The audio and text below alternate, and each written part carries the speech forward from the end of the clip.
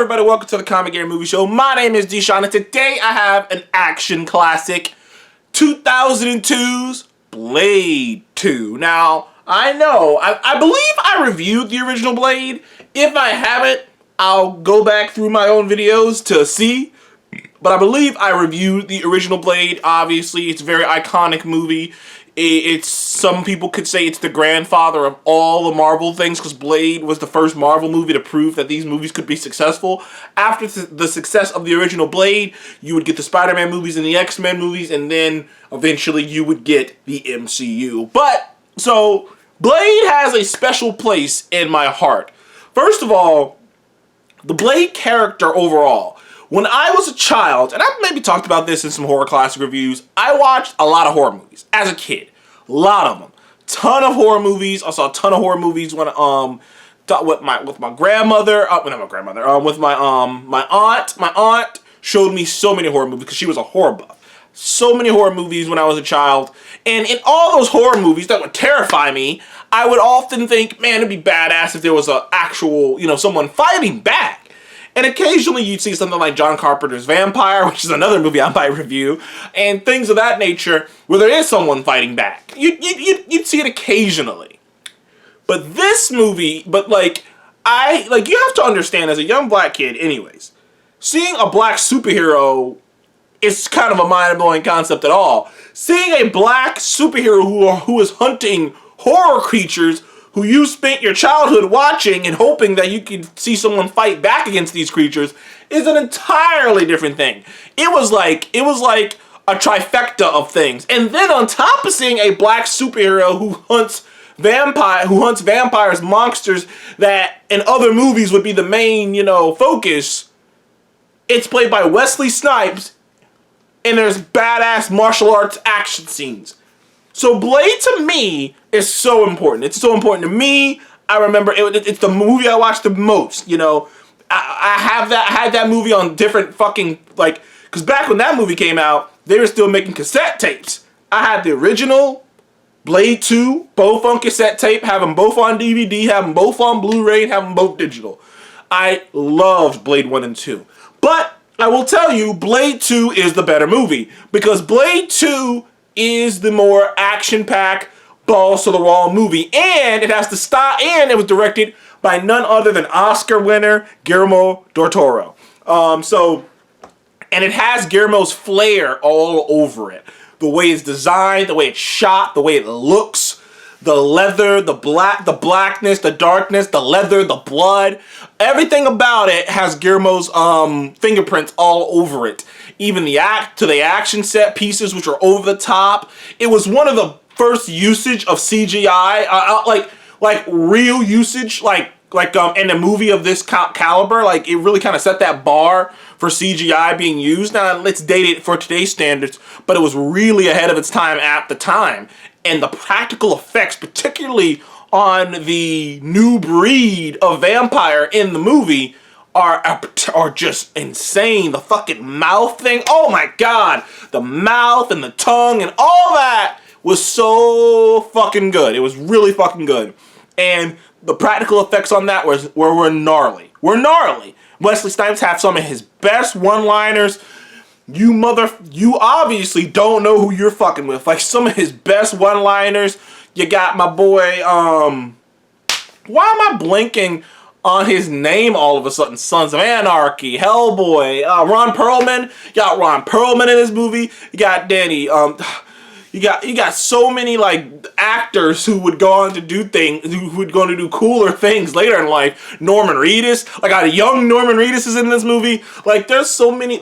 This movie was so badass, and that first action sequence where he's hunting Whistler is amazing. But to set up the story of Blade 2, you don't need to have watched Blade 1 to get it, but there are details, and plus they do a nice little recap video at the beginning of the movie, which is one of the first times I saw that in a film. You would literally see that in the Incredible Hulk and stuff, but them doing a recap at the beginning, which was just getting me hyped, because I'm just like, oh my god, Blade 2. I remember being a kid, and spoiler alerts, I'm gonna put my uncle out on Front Street. I saw this movie bootleg on a laptop, which is something, which by the way, In 2002, it was crazy back then. Now, it was all blurry and it was a piece of shit because it wasn't what it is today. But not only did I see this movie on a laptop, so it was shitty, so I couldn't really see it, I also caught the last half of the movie because me and my mom went to go see another movie, and I snuck out and went to the theater to go see the last half of this movie. So like I was so excited about this film. Still love this film to this day. But man, like looking back, it was just nuts. It was nuts. Like Blade 2 was just so fucking awesome. But the story is kind of recapped at the beginning, and generally speaking, this is what happens. Whistler, quote unquote, dies at the end of the first Blade. Now, I'm not sure how they kind of worked their way to make him alive, because Whistler damn sure shot himself. Now, the idea we're putting up here is that before Whistler, quote unquote, killed himself, he got bit and he became a vampire. So when he died, he just came back because he had gotten bit. Like, that's the idea they're putting out there. And Whistler had gotten captured and he was being held by the vampires, almost as a prize against Blade, because Blade at this point, and they kind of helped it up top, he is the most feared man in the world, and I love that concept. That amongst these beasts, these apex predators that are these vampires, they fear this one man above all else. There's one man that these apex predators, these top of the food chains, fear above all else, and it is Blade. Another thing that I love about the Blade universe is the Blade universe has, in my mind, the best depiction of how vampires would be if they existed in real life. Because in real life, I do believe it would be some Illuminati shit. Because in the Blade universe, vampires run the world. The President of the United States and they have these humans who are called, man, why am I blanking? Familiars. And familiar humans are obviously humans who want to become vampires, so they do the bidding of a vampire in hopes that one day they'll become a vampire. And particularly in Blade Trinity, which is a terrible movie, but Blade Trinity really puts that up, kind of ups the ante of no. Because in Blade 1, only familiars you see are bartenders and fucking a beat cop. But no, they put it over the top and be like, no. The higher vampires, the up top vampires, the old vampires, their familiars are like the President of the United States and shit. So vampires literally run the world, basically, from the shadows. And they manipulate things so that people don't believe they exist. And they run all the blood banks. So most vampires in the Blade world aren't even going around eating people and making scenes. Most of them are just drinking out of blood bags because they own all the blood banks around the world.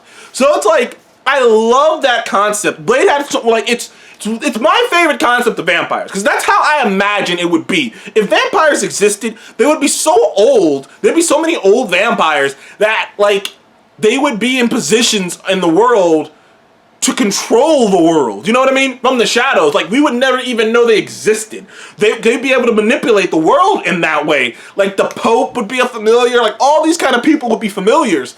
And we wouldn't even know about it. We would not know about the existence of vampires. I also think that the Blade universe had another thing that I universally loved about vampires, and that's why I love this franchise so much particularly, is the ashing. Is the idea that when a vampire dies, he turns to ash. I love that concept, because it even lends more credence to the idea that, of course, people would never find vampires, because if someone killed a vampire, there would be no evidence of it. If a vampire got caught in the sunlight, there'd be no evidence of the vampire.